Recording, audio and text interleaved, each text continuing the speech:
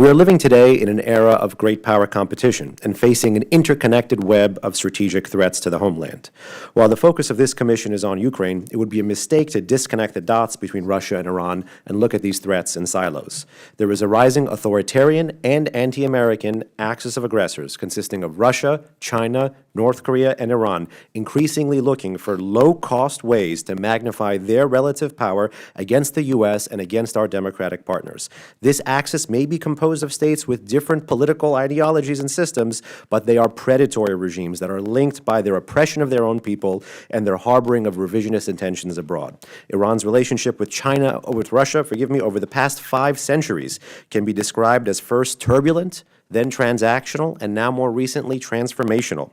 There is indeed a history of mistrust and competition between Russia and Iran that spans multiple regime types in both countries over the centuries. But the Russia-Iran relationship today is a story of choices, not structural forces.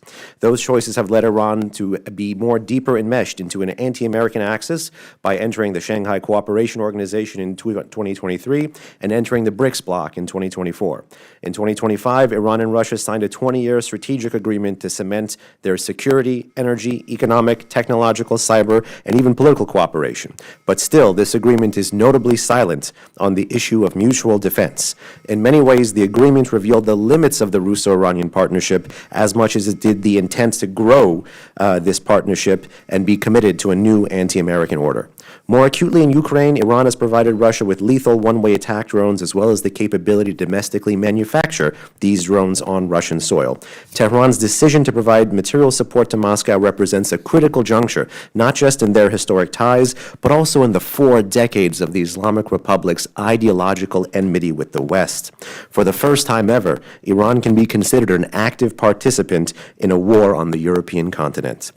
Although Russian military support to Iran has not been as extensive as the reported $4 billion worth of weaponry that Iran has been able to give Russia since 2022, zooming out, the breadth of what Russia has and can offer the Islamic Republic remains significant. This ranges from sending Iran cash, gold, captured Western weapons from the Ukrainian battlefield, more recently cyber tools to surveil and repress Iranian citizens, and much more recently targeting data on U.S. positions in the region via satellite passes. Broadening the aperture even further, since 2022, Russia assisted Iran by launching and placing eight Iranian satellites into low Earth orbit with 0 failures, a success record that Iran's own space launch vehicles do not have. In 2022, Russia even built a satellite for the sanctioned Iranian Space Agency.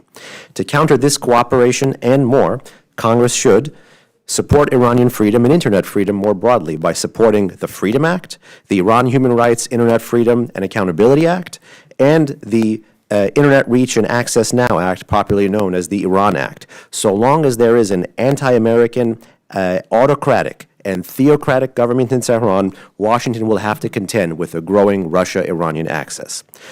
More recently, the Congress could draw on battlefield lessons learned by countering Iranian drones in Ukraine by building on the Joint Interagency Task Force, JITF 401, established by the last year's NDAA. Congress can review and renew this mandate and build on it for an independent congressional review of its findings and amend it to include for specific references learned from the Ukrainian theater that could be applicable to the Persian Gulf and broader Middle East and CENTCOM AOR for detecting and defeating Iranian and Russian unmanned aerial threats.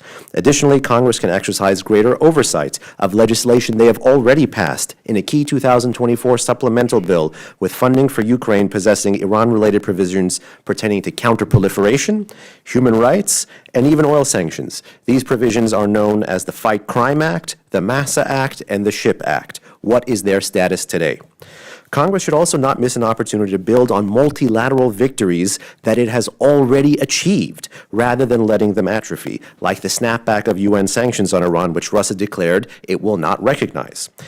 It should never miss an opportunity to put the evolving Russia-Iranian relationship into bright lights for the American public, for the Iranian people, for the Ukrainian people, and for the world, and to pressure, name, shame, and punish this cooperation wherever it manifests itself. On behalf of the Foundation for Defense of Democracies, thank you for your time, attention, and the opportunity to testify. I look forward to your questions.